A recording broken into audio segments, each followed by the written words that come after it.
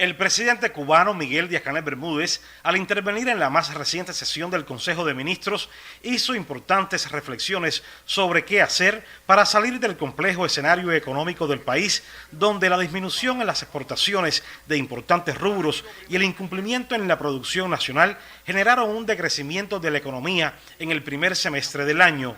Esta situación, comentó el mandatario, está motivada por el impacto del bloqueo del gobierno de los Estados Unidos, pero también enfatizó por deficiencias internas y trabas que persisten. Asimismo, insistió en que a estos problemas le urgen soluciones. Somos nosotros los que tenemos que sobrepasar esta situación. Nadie nos va a resolver los problemas de Cuba, los tenemos que resolver nosotros. Y hay que resolverlo, entre otras cosas, con audacia revolucionaria y con creatividad. Y sí, con esfuerzo. Aquí el concepto es que vamos para adelante, que vamos a superar esto y apoyar más la necesidad que nosotros tenemos de cumplir con las exportaciones y el cobro de las exportaciones. Al respecto, el mandatario indicó estudiar todo lo que ocurre en el entorno del sector exportador para eliminar trabas y hacer posible el cumplimiento de los planes.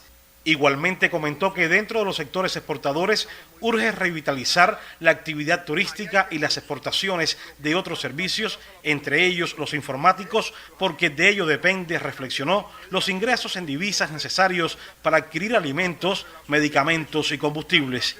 De ahí su llamado a los responsables de las entidades que exportan. Una parte importante de lo que puede avanzar el país está en manos de los exportadores, tanto de bienes como de servicios. Y eso tiene que tener una óptica distinta, una mirada distinta, una mirada de más compromiso. Y no detenernos en lo que nos implica el bloqueo, y eso lo sabemos. Es qué vamos a hacer para superar el bloqueo. En primer lugar, en las exportaciones. E ingresarle más dinero a este país. Pero si el país no exporta y si además de exportar no ingresa lo que tiene que ingresar por las exportaciones, ¿cómo mantenemos el país? ¿Cómo se cubren los gastos que tiene el país en divisas? Entonces hay que empezar a defender el cumplimiento de la exportación con rigor desde la entidad donde se genera esa exportación hasta el resto de todas las estructuras que participan en la exportación, entre ellas las de comercio exterior. Otro elemento fundamental que ha incidido en el decrecimiento económico en el primer semestre del año, comentó el presidente, es la crisis energética que afecta al país. Para revertir este problema, expresó, está en marcha una estrategia que contempla la recuperación de potencia en las termoeléctricas y en los emplazamientos de grupos electrógenos, así como la instalación de parques solares que permitirán generar 1.000 megawatts este año y otros 1.000 en el próximo. Todavía no nos hemos dado cuenta del impacto de los parques fotovoltaicos, que casi se han convertido en el caballo de batalla en las horas del día en la generación eléctrica. Y ese es un programa que continúa, que lo tenemos en la mano porque todos los recursos están en el país, porque ya se iniciaron todos los parques que nos quedan para el resto del año. Estas reflexiones del presidente estuvieron motivadas por la exposición del ministro de Economía y Planificación, Joaquín Alonso Vázquez, sobre el cumplimiento de la economía cubana al cierre de agosto de 2025. En su informe, el titular expresó que el decrecimiento económico en el primer semestre del año está motivado también por las bajas producciones en el sector agropecuario, que, aunque ha incrementado áreas de cultivo, aún es insuficiente lo logrado en la producción pecuaria y avícola, y también por los bajos niveles productivos de la industria azucarera. El primer ministro Manuel Marrero Cruz, al presentar ante el máximo órgano de gobierno un informe sobre el estado de implementación de las acciones aprobadas para corregir distorsiones y reimpulsar la economía, informó que ya se concluyó la propuesta de programa de gobierno enriquecida en sus 10 objetivos generales luego de un amplio proceso de consulta a los integrantes del Buró Político, del Comité Central del Partido, de la Asamblea Nacional del Poder Popular, así como académicos y expertos. Documento, precisó el Premier, que en las próximas semanas será sometido a estudio y análisis ante las organizaciones de masas y las estructuras del partido, el Estado y el Gobierno para su perfeccionamiento. En la sesión del Consejo de Ministros correspondiente a septiembre, el titular de Finanzas y Precios, Vladimir Regueiro Ale, presentó el informe de la ejecución del presupuesto del Estado al cierre de agosto, en el que se mantiene como tendencia en el año la reducción del déficit fiscal dado por el sobrecumplimiento de los planes de ingresos. Sin embargo, solo 5 provincias y 61 municipios logran superávit. De ahí el llamado del primer ministro a los gobiernos locales y provincias a trazar estrategias para que los territorios generen los ingresos que requieren sus presupuestos. Un municipio jamás tendrá un pleno desarrollo si no alcanza la condición de superavitario. Mientras tanto, no habrá muchos esfuerzos, se pueden hacer siempre muchas cosas, pero no es un tema complicado. Por otra parte, en las visitas, varias provincias y municipios nos dicen, no, pero el problema es que yo tengo muchos actores económicos nacionales y que tributan para La Habana y no aquí al municipio.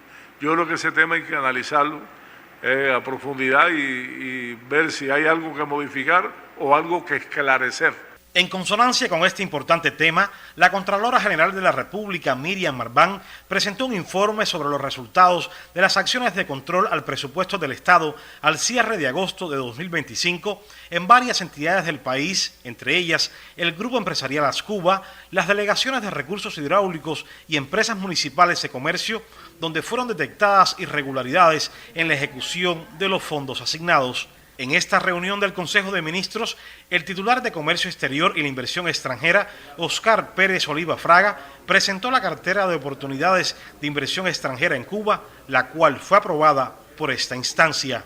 Aquí se puede constatar que los sectores más representados en la cartera son precisamente el petróleo, el turismo, la agroindustria azucarera, que aunque tiene pocos proyectos, son proyectos replicables y que abarcan zonas que tienen incluidos varios ingenios y áreas productivas de caña, el sector de la producción de alimentos, la industria biofarmacéutica, la industria en sentido general y la minería.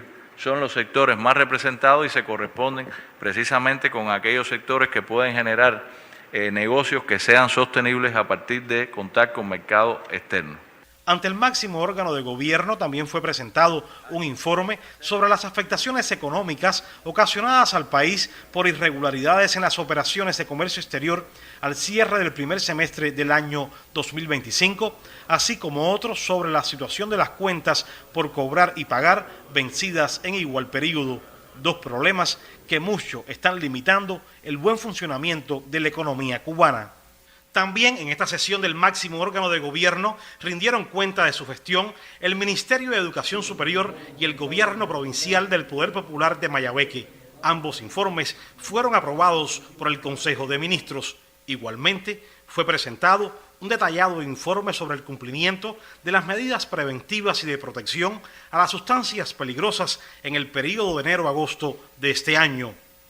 El Consejo de Ministros acordó presentar a su aprobación la propuesta de decreto presidencial para regular el proceso de planificación de objetivos de trabajo y actividades en los organismos de la Administración Central del Estado, entidades nacionales y los órganos locales del Poder Popular. También aprobó el decreto para la comercialización de productos agropecuarios y forestales, su reglamento y resolución para la contratación del año 2026, el decreto reglamento de la Ley de Aduanas, el decreto reglamento de la Ley 1089 sobre excepciones y franquicias de carácter diplomático y el decreto para la celebración nacional del Día de las Personas Adultas Mayores. Wilmer Rodríguez Fernández, Canal Cubano de Noticias.